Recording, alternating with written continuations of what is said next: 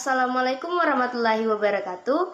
Perkenalkan, nama saya Elvira Dwi Putri dengan NIM D03222021 dari Program Studi Teknik Perencanaan Wilayah dan Kota, Fakultas Teknik Universitas Sulawesi Barat. Di video kali ini saya akan memaparkan sedikit tentang materi yang telah saya pelajari dalam mata kuliah metode penelitian.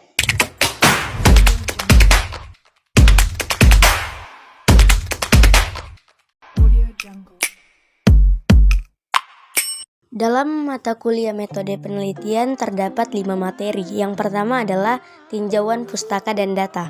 Yang kedua, proposal penelitian, alur pikir, pernyataan penelitian, dan kerangka berpikir. Yang ketiga adalah objektivitas, hipotesis, dan kesimpulan.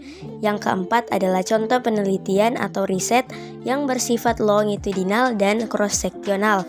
Dan yang terakhir, pendekatan penelitian tentang kuantitatif dan instrumen berbasis TIC. Yang pertama ada tinjauan pustaka dan data. Tinjauan pustaka merupakan kegiatan peninjauan kembali atau review suatu pustaka yang berkaitan atau relevan dengan topik penelitian yang dipilih. Adapun fungsi dari tinjauan pustaka yang pertama, tinjauan pustaka membantu peneliti untuk mendalami landasan teori yang berkaitan dengan permasalahan penelitian. Yang kedua, membantu peneliti untuk mengkaji kelebihan dan kekurangan hasil penelitian terdahulu. Dan yang ketiga, membantu mencari teori atau konsep yang dapat digunakan sebagai landasan atau kerangka teori bagi penelitian yang dilakukan. Selanjutnya, data menurut Slamet Riyadi adalah sekumpulan informasi yang didapatkan berdasarkan pengamatan, yang mana data dapat berbentuk angka atau simbol. Kemudian terdapat beberapa jenis data yang didasarkan pada 4 hal. Yang pertama, data berdasarkan cara mendapatkannya. Dibagi menjadi 2, yaitu data primer dan data sekunder. Bagian kedua, data berdasarkan sumbernya. Terbagi pula menjadi 2, yaitu data eksternal dan internal. Kemudian data yang ketiga adalah data berdasarkan sifatnya. Terdapat 2, yaitu data kuantitatif dan data kualitatif. Dan yang terakhir adalah data berdasarkan waktu pengumpulannya. Ada data cross-seksional atau data dalam satu waktu, dan data berkala atau data yang dikumpulkan dalam beberapa waktu atau time series. Kemudian terdapat pula beberapa metode dalam mengumpulkan data. Yang pertama wawancara, kedua pengamatan, ketiga kuesioner, dan yang terakhir adalah dokumen studi. Materi yang kedua ialah proposal penelitian, alur pikir, pertanyaan penelitian, dan kerangka berpikir. Proposal penelitian adalah dokumen yang digunakan dalam pengusulan proyek penelitian. Lingkup pengusulan proposal penelitian berada dalam bidang sains atau akademik. Proposal penelitian biasanya berisikan masalah utama tentang suatu penelitian, juga langkah-langkah untuk memecahkan masalah dalam suatu penelitian. Selanjutnya ada alur pikir. Alur pikir adalah cara berpikir atau metode dari penulis untuk memecahkan permasalahan yang sedang dikaji. Lalu ada pertanyaan penelitian.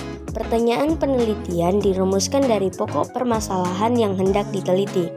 Pertanyaan penelitian adalah persoalan yang harus dijawab peneliti pada sebuah proyek penelitian, di mana jawaban dari pertanyaan penelitian akan bisa membantu memecahkan masalah dari penelitian.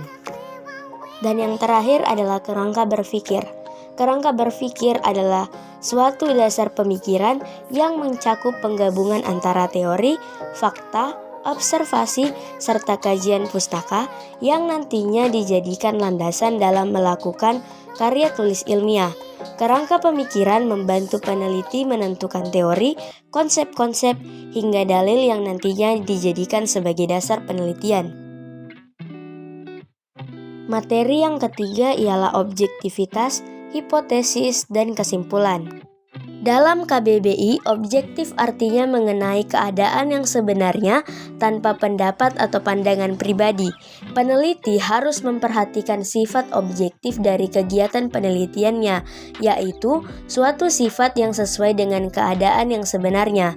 Untuk mencapai objektivitas itu, penelitian harus menggunakan perangkat yang tepat guna, yang dalam bahasa penelitian disebut sebagai alat yang bersifat valid. Selanjutnya, hipotesis. Hipotesis pada umumnya diartikan sebagai jawaban atau dugaan sementara dari masalah yang terjadi dalam suatu penelitian. Hipotesis hanya disusun dalam jenis penelitian inferensial, yakni jenis penelitian yang pendekatannya menggunakan pendekatan kuantitatif yang bertujuan untuk menguji. Hipotesis dapat disusun oleh peneliti berdasarkan landasan teori yang kuat dan didukung hasil-hasil penelitian yang relevan. Selanjutnya, kesimpulan.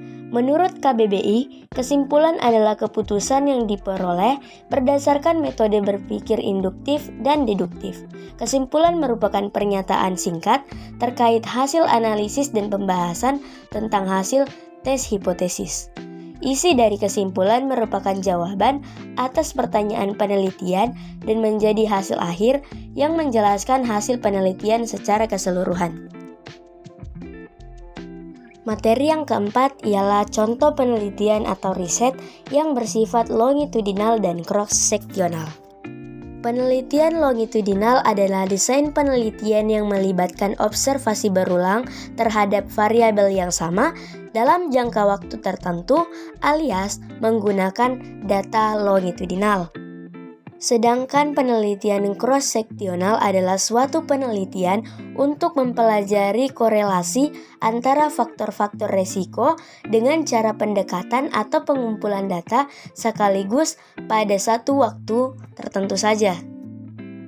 Adapun contoh dari penelitian longitudinal yaitu dalam dunia ilmu psikologi misalnya ada studi tentang kembar identik yang dilakukan.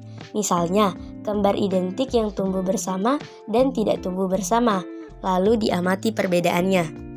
Kemudian untuk contoh penelitian cross-seksional pada bidang bisnis, yaitu studi untuk memahami individu dari status sosial ekonomi berbeda dari satu segmen geografis menanggapi perubahan dalam suatu penawaran produk. Kemudian materi yang terakhir ialah pendekatan penelitian tentang kuantitatif dan instrumen berbasis TIK.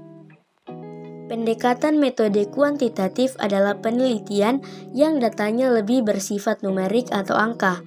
Angka yang dimaksud dalam hal ini bukan hanya angka untuk matematika, tetapi maksudnya adalah untuk meneliti permasalahan yang bisa diukur dengan angka. Penelitian kuantitatif ini digunakan untuk meneliti suatu populasi atau sampel yang bertujuan untuk membuktikan suatu hipotesis yang ditetapkan dalam penelitian. Kemudian, instrumen berbasis TIK. Instrumen adalah alat yang dipakai dalam sebuah kegiatan penelitian yang khususnya sebagai pengukuran dan pengumpulan data. Sedangkan TIK atau teknologi informasi dan komunikasi adalah semua kegiatan yang berkaitan dengan pemrosesan, manipulasi, pengelolaan, serta pemindahan informasi dari suatu media ke media lainnya. Jadi dapat disimpulkan bahwa alat yang digunakan peneliti berbasis TIK dapat mempermudah dalam pengukuran dan pengumpulan data sesuai dengan fakta yang ada.